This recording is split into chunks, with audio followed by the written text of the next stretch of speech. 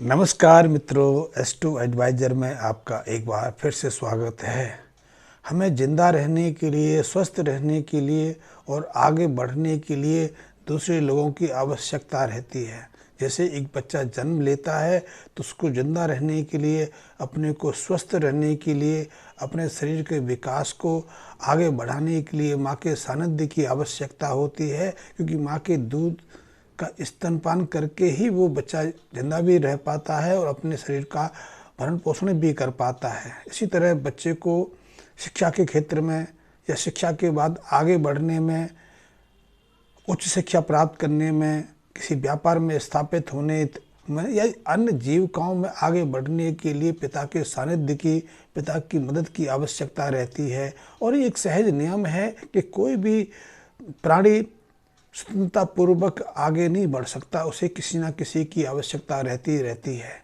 इसीलिए इसी तरह हम आज एक ऐसी स्थिति बन गई है कि यदि हमको व्यापार करना चाहते हैं या फिर हम स्वस्थ रहना चाहते हैं, मकान बनाना चाहते हैं या उच्च शिक्षा प्राप्त करना चाहते हैं, तो हमें धन की आवश्यकता रहती है। और ज़रूरी नहीं हर व्यक्ति के ऊपर पर्याप्त इतना धन हो, या फिर कुछ कारण ऐसे होते हैं, कुछ परिस्थितियां ऐसी बन जाती हैं, तब हमें दूसरों से धन उधार लेने की आवश्यकता पड़ जाती है। यदि हम अपने माँ बाप से किसी तरह का धन उधार लेते हैं, मांगते हैं, या भाई बंधुओं से मांगते हैं, तो उसे हम उधार नहीं कहते, कर्ज नहीं कहते। लेकिन जब हम अपने मित्रों से, रिश्तेदारों से धन उधार लेते हैं या फिर बैंक आदि से लेते हैं, तो उसे कर्ज के रूप में जाना जाता है। और यदि ऐसे उधार लिए धन को हम वापस नहीं कर पाते, तो उसके कारण हमारा न केवल तनाव बढ़ जाता है, हम कर्जदार बन जाते हैं, हमारी मान सम्मान को भी क्षति पहुंचती है और ये एक जटिल स्थिति बन जाती है। क्योंकि जिनसे हम पैसा उधार लेते हैं वो हम पर भरोसा करके उधार देते हैं या फिर हमारी व्यवस्था का लाभ भी उठाते हैं, क्योंकि आजकल ज़्यादा ब्याज में कर्ज लेने का, कर्ज देने का भी प्रचलन बढ़ गया है। हमारी मजबूरी होती है कि हम अतिरिक्त ब्याज देकर लोगों से कुछ समय के लिए धन लेते हैं, हम चुका नहीं पाते तो वो हमें परेशान करते हैं। या फिर कुछ लोग ज़्यादा ब्याज में धन देकर अपना व्यवसाय चलाते हैं। यानी कि कर्ज की कई कैटेगरीज हैं, कई ढंग हैं, और जब हमारे ऊपर कर्ज चढ़ जाता है, वो उतार नहीं पाते, तो हमारा जो मानसिक संतुलन बिगड़ जाता है, हमारा मानसिक तनाव, मानसिक स्थिति जो है गड़बड़ाने लगती है। ये एक जटिल स्थिति बन जाती है और आज स्थिति से बहुत लोग परेशान हैं, क्योंकि कई बार तो हम अपनी स्वेच्छापूर्वक अपनी ज़रूरतों को पूरा करने के लिए कर्ज ले लेते हैं। जैसे बहुत लोग हैं जिनको ज़रूरत नहीं है, कार बैंक से फाइनेंस करा लेते हैं। हमें ज़रूरत नहीं है, बाहर जाने के लिए, घूमने फिरने के लिए हम दूसरों से पैसा ले लेते हैं। या फिर हम अपने घर की बहुत सारी चीज़ें जो अननेसेसरी चीज़ें हैं, जो आवश्यक तो नहीं है लेकिन लग्जरी आइटम में आती है, तो उधार ले लेते हैं। या फिर कभी घर में कोई बीमार पड़ जाए, मकान बनाना हो तो उधार ले लेते हैं। और ऐसी स्थितियाँ कभी कभी हमें बेहद परेशान कर देती हैं। जब हमें रास्ता नहीं मिलता कर्ज से बाहर निकलने का, तो हम विभिन्न तरीके अपनाते हैं।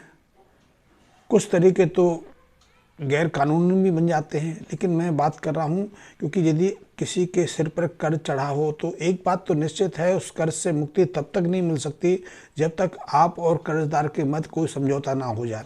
और समझौता तब होगा जब आप ली हुई रकम को कुछ तरीके से वापस से लौटाने में तैयार हो जाओ। यदि आपकी स्थिति पैसा लौटाने की नहीं है तो वो परेशान करेगा। हो सकता है पुलिस केस कर दे, हो सकता है वो आपको कोर्ट कचहरी में घसीट ले, या फिर आपकी प्रॉपर्टी पर या आपकी किसी और चीज़ पर कब्जा करना चाहे। तो ऐसी स्थितियां बन जाती हैं। तब हम क्या करें? क्योंकि कभी कभी तो ऐसे कर्ज लाखों और लाखों नहीं करोड़ों के से पर आ जाते हैं। ऐसे विभिन्न केसेस मेरे पास भी आते रहते हैं। जैसे कि एक मेरे पास समस्या आई है कैथल हरियाणा से। गगनदीप जी लिखते हैं कि वो आजकल बहुत परेशान हैं, क्योंकि उनके सिर पर कर्ज का बोझ चढ़ गया है और वो कर्ज को चुका नहीं पा रहे हैं। उन्होंने अपनी डिटेल्स भेजी है और डिटेल के अनुसार उनका सबसे पहले तो है कर्क लग्न है, और लग्नेश चंद्रमा 6वें स्थान पर रोग और ऋण भाव में बैठे हैं। लग्नेश का ऋण भाव में बैठना और चंद्रमा का ऋण भाव में बैठना वैसे ही हमें कर्जदार बनाने की तरफ अग्रसर कर देता है, कि 6वां स्थान ऋण का है, रोग का है, मुकदमेबाजी का है, लड़ाई झगड़े का है, विभिन्न जो परेशानियां देने वाली जो स्थिति है उन सब का जो कारक है वो छठवां स्थान है। और छठवें स्थान पर शुक्र चंद्रमा वैसे ही नीच के हो जाते हैं।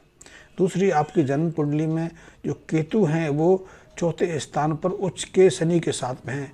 ये भी अशुभ स्थिति है, क्योंकि जब केतु चौथे स्थान पर विराजमान होते हैं तो चंद्रमा को ऋणी बना देते हैं, चंद्रमा का ऋण हमारे सिर पर चढ़ा देते हैं। ये भी एक स्थिति जटिल बन जाती है। और तीसरी, आपके लग्न भाव में मंगल जो है नीच स्थिति में है, चाहे वो सूर्य के साथ में है। ये तीन स्थितियाँ ऐसी हैं जो आपको कर्ज से परेशान किए हुए हैं। इसके अलावा अभी आपको राहु की महादशा है। राहु की महादशा 2019 से शुरू हुई है और ये 2037 तक चलेगी। और अभी राहु में बृहस्पति और बृहस्पति में शनि की अंतर्दशा है। ये तीन जटिल स्थितियाँ ऐसी हैं जो आपको आपके ऋण से बाहर आने में मदद नहीं कर रही हैं। इसलिए इस स्थिति में आपको कुछ लाल किताब संबंधी उपायों से मदद मिल सकती है। आपका कर्जदारों से कुछ संतुलन स्थापित हो सकता है, कुछ मध्य मार्ग निकल सकता है, वो आपको समय दे सकते हैं, या फिर आपका कामकाज आगे बढ़ सकता है।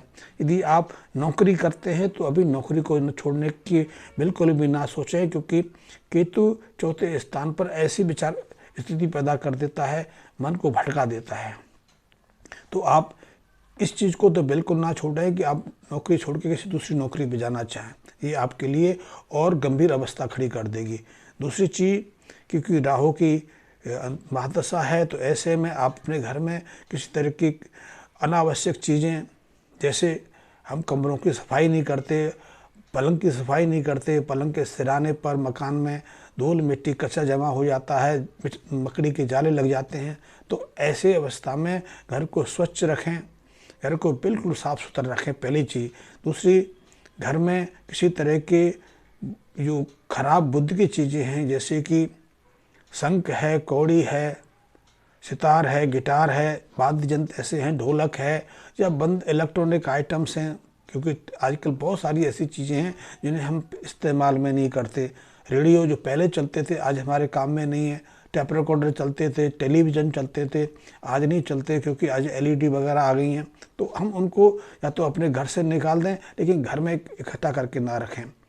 तीसरी चीज़ कि जो मटकियाँ होती हैं, गागर होती हैं, उनको कभी भी अपने घर में, रसोई घर में या पलंग आदि में खाली करके ना रखें। खाली जो आप ऐसी चीज़ों को रखेंगे तो वो आपको तनाव दे देंगे, तनाव ही नहीं देंगी, आपके सिर पर कर्ज का बोझा भी चढ़ाएंगे। इसके अलावा लाल किताब संबंधी कुछ उपाय हैं, इनका आप निर्वाह करें, इनका पालन करें, निश्चित रूप से कोई ना कोई रास्ता निकल आएगा। इसमें सबसे पहला रास्ता तो यही है कि पूजा वाला नारियल और एक मुट्ठी जौ की मात्रा ज़्यादा भी हो सकती है, इससे आप नियमित रूप से 43 दिन जल प्रवाह करते रहें। जल प्रवाह करने से पहले नारियल को अपने सिर से लगाएं और जो जौ हैं, जौ को भी आप सिर से लगा के ही जल प्रभावित करें। पहला उपाय तो ये करना है, इस उपाय को लगातार 43 दिन करना है।